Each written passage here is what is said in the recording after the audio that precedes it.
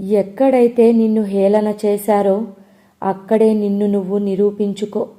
ఎక్కడైతే నిన్ను తక్కువ అంచనా వేశారో అక్కడ నువ్వు గెలిచి చూపించు.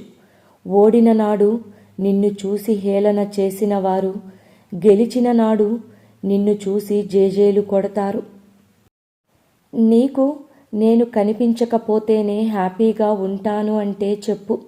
ఎంత దూరం వెళ్ళడానికైనా నేను సిద్ధంగా ఉన్నా. ప్రేమించాను, కేవలం ప్రేమించాను అంతే. ఆ ప్రేమను తిరిగి పొందలేకపోయాను. నటించే వాళ్ళకి, మోసం చేసే వాళ్ళకి ఏ ఫీలింగ్స్, ఏ ఎమోషన్స్ ఉండవు కదా. బాధ మనిషిని పూర్తిగా మార్చేస్తుంది. కొందరు మొండిగా తయారవుతారు, ఇంకొందరు మౌనాన్ని ఆశ్రయిస్తారు.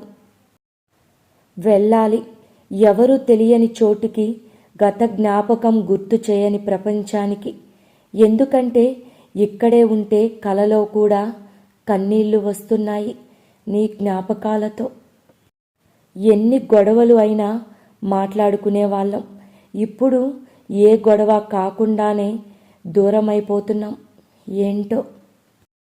ఎత్తుకు తగ్గ బరువు లేనేమో కానీ వయసుకు మించిన బరువైతే మోస్తున్నా. నేను చనిపోతే ఖచ్చితంగా స్వర్గానికే పోతాను. ఎందుకంటే నరకంలో అనుభవించాల్సినంత బాధ నేను ఇక్కడే అనుభవించేశాను. అదేంటి అనుకుంటున్నారా?